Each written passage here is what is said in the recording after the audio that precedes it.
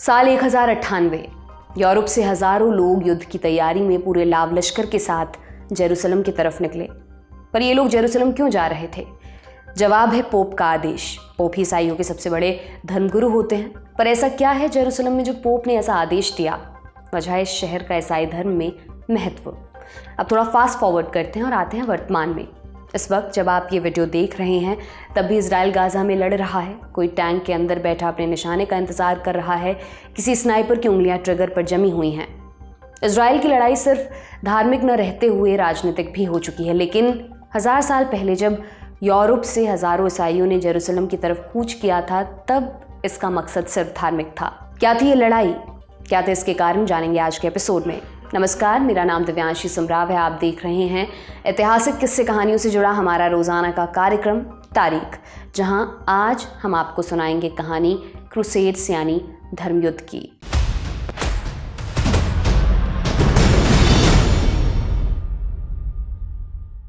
बीते साल 7 अक्टूबर को हमास ने इजराइल पर हमला किया।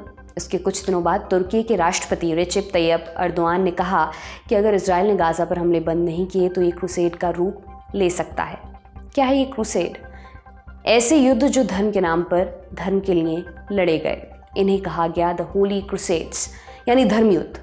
क्यों हुआ था ये धर्मयुद्ध? क्या वजह थी इसके पीछे? सब कुछ आपको बताते हैं। शुरुआत उस शहर से जो हमेशा से धार्मिक तौर पर 3 धर्मों के लिए बेहद महत्वपूर्ण रहा, जेरूसलम। कई लोग इसे यरूशलम भी कहते हैं। जेरूसलम 3 धर्मों का पवित्र शहर। यहाँ है एक 35 एकड़ का अहाता और इसी अहाते को लेकर है पूरा विवाद। इसी अहाते से 3 धर्मों के तार जुड़ते हैं। कौन से हैं ये 3 धर्म? यहूदी धर्म, ईसाई धर्म और इस्लाम। यहूदी धर्म की शुरुआत इसी जगह से हुई थी। यहीं पर उनका पवित्र मंदिर है जिसे सेकंड टेम्पल कहते हैं।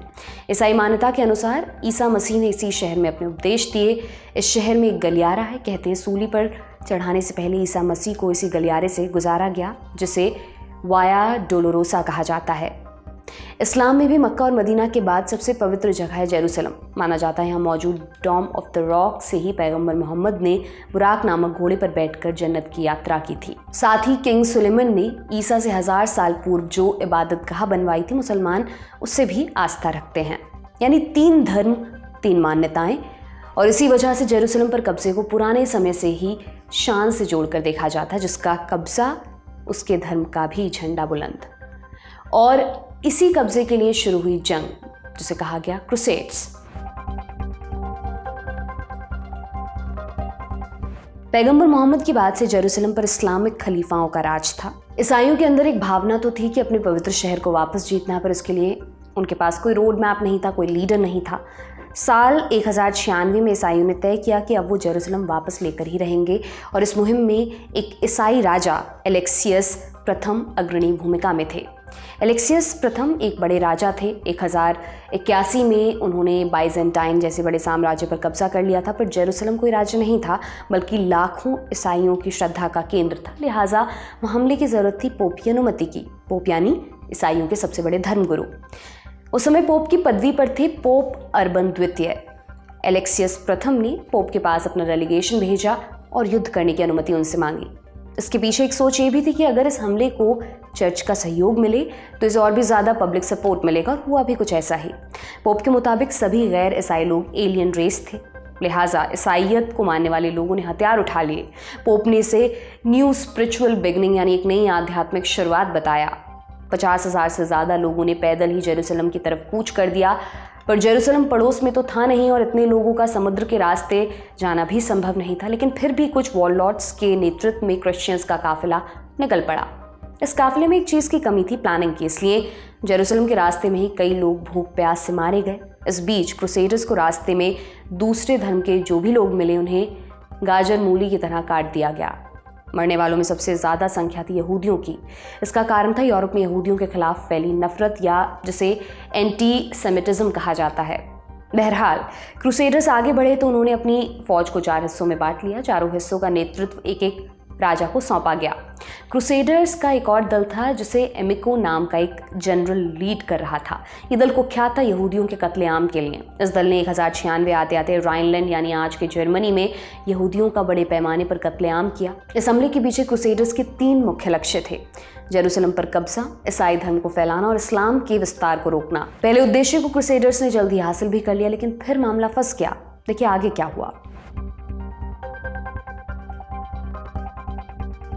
मई 1097 में क्रूसेडर्स ने आज के तुर्की के एक शहर इज़्निक पर हमला किया। पहले उसे नाइकिया कहा जाता था। जून का महीना खत्म होते होते क्रूसेडर्स ने नाइकिया को अपने कब्जे में ले लिया, पर अल्टीमेट टारगेट था जेरूसलम फतह करना। नाइकिया पर कब्जा करने के बाद क्रूसेडर्स का हौसला बढ़ा और वो बढ़ने लगे जेरूसलम की तरफ। इस बीच मुस्लिमों को ये समझ नहीं आ रहा था कि हो क्या रहा है। जिस तरह से ईसाइयों ने नाइकिया को जीता था, उसकी एक बड़ी वजह थी उस समय इस्लाम में अंतर्विरोध। कई मुस्लिम शासक थे जिनमें तब आपस में नहीं बनती थी। शिया सुन्नी का अंतर भी हावी था। क्रूसेडर्स लगातार आगे बढ़ रहे थे, पर उनकी हालत भी दिन ब दिन खराब होती जा रही थी। खाना और पानी, इन 2 चीज़ों की समस्या तो थी ही, साथ में सेल्जुक तुर्क्स का खतरा भी था जो लगातार इन पर हमले कर क्रूसेड की रफ्तार को धीमा कर रहे थे। सेल्जुक तुर्क तब एक ताकतवर साम्राज्य था जो आज के तुर्की और आसपास के इलाके पर कंट्रोल करता है। सेल्जुक तुर्कों से लड़ते हुए साल 1098 आते आते क्रूसेडर्स ने सीरिया के शहर एंटियोक पर कब्जा कर लिया। इसके बाद क्रूसेडर्स ने सीरिया के बाकी हिस्सों और लेबनान पर कब्जा शुरू किया। जून 1099 तक क्रूसेडर्स जेरूसलम के बाहरी इलाके में पहुंच गए।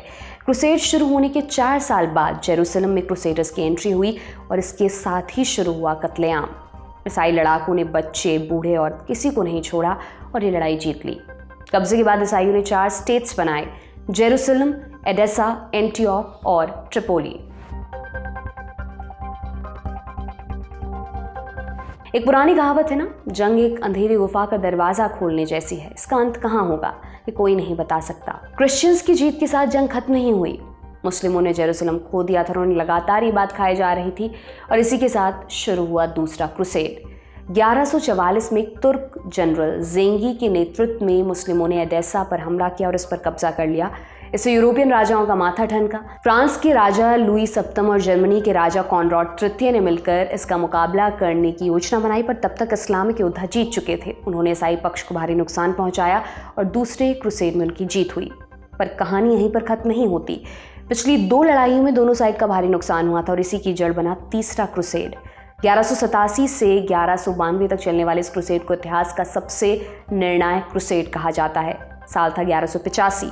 क्रिश्चियन क्रूसेडर्स के खिलाफ मुस्लिम एकजुट होने लगे। इन सभी को एक करने में जिस आदमी का सबसे बड़ा हाथ था वो था सलाउद्दीन, एक कुर्दिश योद्धा जिसने अपने काल में इराक से लेकर मिस्र तक अपना साम्राज्य फैलाया था। सलाउद्दीन के चाचा ज़ेंजिद डायनेस्टी के जनरल थे। उनके मरने के बाद सलाउद्दीन ने उनकी जगह ली। 1185 आते आते सलाउद्दीन नाम कमा चुका था। उसने सभी मुस्लिमों को एक करना शुरू किया। उसके युद्ध कौशल को देखते हुए ऐसा माना जाने लगा कि सलाउद्दीन के अंदर कोई दैवीय शक्ति है। उनके किरदार पर एक फिल्म भी बनी है, किंगडम ऑफ हेवन। इस फिल्म में सलाउद्दीन की बहादुरी की कई कहानियां दर्ज हैं। 1187 आते आते जेरूसलम की अधिकतर जमीन को सलाउद्दीन ने जीत लिया। इधर यूरोप में हार से परेशान क्रिश्चियन राजाओं ने एक बार फिर जेरूसलम पर कब्जा करने का फैसला किया। इस बार क्रूसेडर्स को लीड कर रहे थे इंग्लैंड के राजा रिचर्ड द लायन हार्ट और फ्रांस के राजा फिलिप द्वितीय। यूरोपीय राजाओं ने तय किया कि इस बार क्रूसेडर्स जमीन नहीं बल्कि समुद्र के रास्ते जाएंगे। किंग रिचर्ड यूरोप से होली लैंड जीतने निकल पड़े और उन्होंने पोर्ट सिटी, एकर और जाफा पर कब्जा भी कर लिया। ये दोनों शहर आज के इजराइल में पड़ते हैं। इंग्लैंड के राजा इन शहरों पर कब्जा करना चाहते थे, लेकिन किंग रिचर्ड के साथ एक दिक्कत थी। राजा साहब थोड़े आराम तलब इंसान थे। 2 दिन चलते, तीसरे दिन आराम करने के लिए रुक जाते। इधर क्रूसेडर्स चाहते थे कि जल्द से जल्द जेरूसलम पर कब्जा किया जाए। सितंबर 1191 में रिचर्ड और सलाउद्दीन आमने सामने आए। इस जंग में रिचर्ड की सेना भारी पड़ी और सलाउद्दीन को पीछे हटना पड़ा। आखिरकार 1192 में रिचर्ड के क्रूसेडर्स ने जेरूसलम को घेर लिया।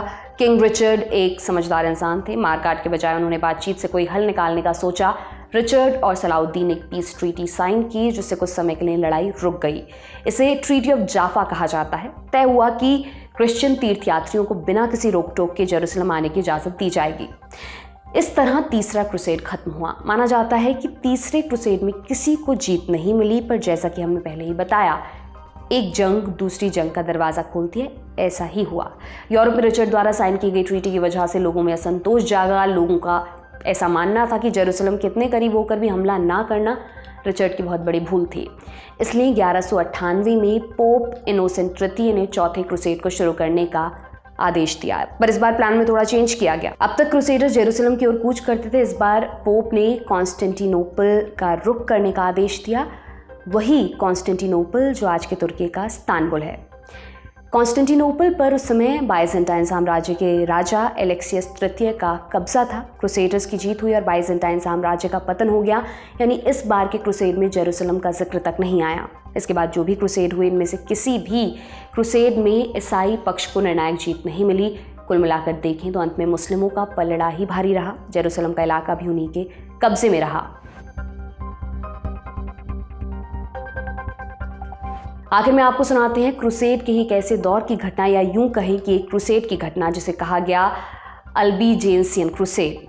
जैसा कि हम जानते हैं, ईसा मसीह को जब सूली पर चढ़ाया गया, उसके बाद से ही उनकी शिक्षा यूरोप तक फैलने लगी। बड़ी संख्या में दूसरे धर्मों के लोगों ने भी ईसाईयत को अपनाया। यूरोप के लगभग सारे साम्राज्यों ने ईसाई धर्म को अपना लिया। जैसे जैसे ईसाई धर्म का प्रचार प्रसार बढ़ा, वैसे वैसे चर्च का प्रभाव भी बढ़ने लगा।